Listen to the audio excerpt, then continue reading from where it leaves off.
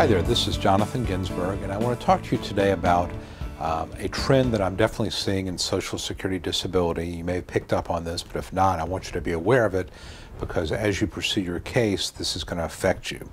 And probably the best way to describe this trend is to refer you to a couple of different articles out there on the internet.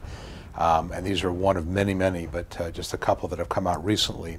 One is an NPR video and audio and written article program called Unfit for Work, The Rise of Disability Cases. And again, this is from NPR, which is generally a fairly left-leaning organization. And it really talks about the tremendous rise in disability claims, talks about that more and more claims are arising from back injury, that in fact Social Security disability has become almost like a welfare program. There's one quote I found where I think it was I'm not sure if it was a disability claims rep or somebody working in that field told one of the beneficiaries, just suck all the benefits you can out of the system until everything is gone, then you're on your own.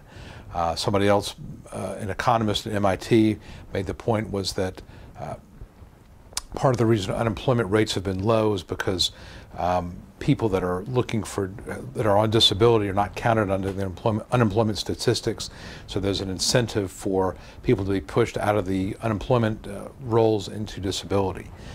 There was another blog post I found from a Dr. David Mokotov, and basically he just talked about his skepticism about people who are claiming disability based on back pain and fibromyalgia, undifferentiated pain, basically saying that, people he knew could work through that. Why are people claiming disability?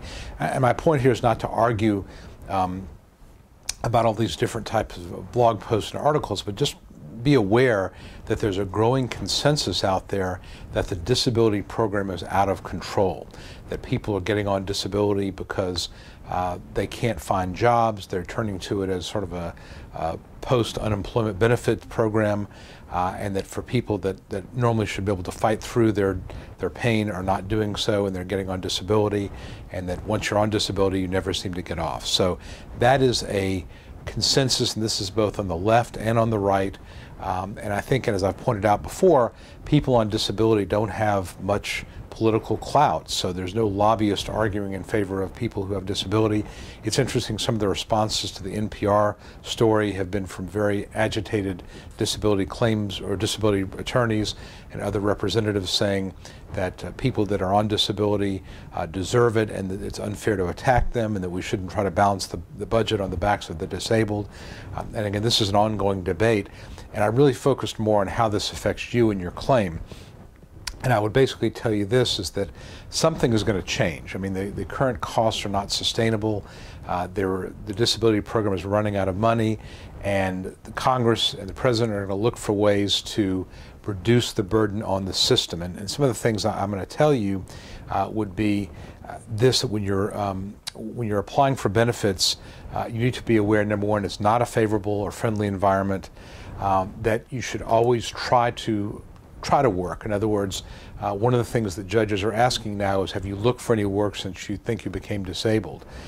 It's much more helpful and much more credible for you to say, I've tried to work, and give the judge an idea of the type of things you've tried to do that looks like you're trying to avoid being on disability. So work attempts, failed work attempts, I think are very, very good evidence, and even more important. I would also tell you that if you can work, you're better off working, because to wait 2 years for the chance that you may get on disability in this environment, you're better off working. So if you can try to work, I would definitely try to do so. It's more of a sure thing. You'll make more money. And again, it does account for better evidence if you're not able to do so.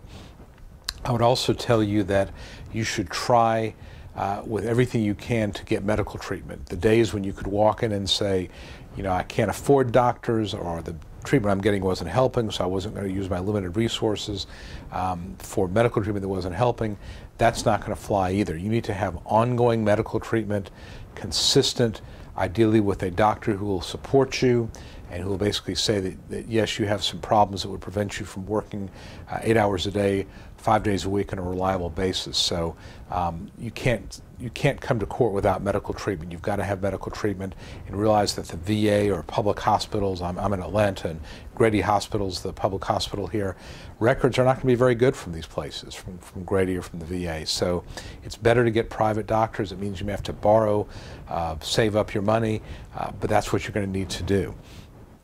I would tell you that it's better to argue that you meet a listing, and I'll give you a link to where you can find the listings, but a listing is a medical definition as opposed to arguing functional capacity. I think a lot of these attacks on the disability program are attacks on the functional capacity argument, where basically you're saying I can't work because of a combination of factors. It's better to have one solid argument and make that and try to base it on the medical, as opposed to I'm in constant pain and I can't do anything. You need to have a very firm diagnosis. And finally, I would tell you that we can expect an increase in continuing disability reviews. That means that after you're approved, if you do get on, you can expect Social Security to start reviewing cases more aggressively, a year, 2 years out, asking for copies of medical records and trying to get people off the system. So, in fact, I had a case just today, this morning, that I'm recording this, and from a judge who's very, very reasonable, very claimant-oriented, and he said, I'm going to approve your case. He amended the onset date forward, so he took out some back benefits, which I think was probably reasonable, but he said, I'm going to put this on a 1-year review. So he wants to see, has something changed in a year?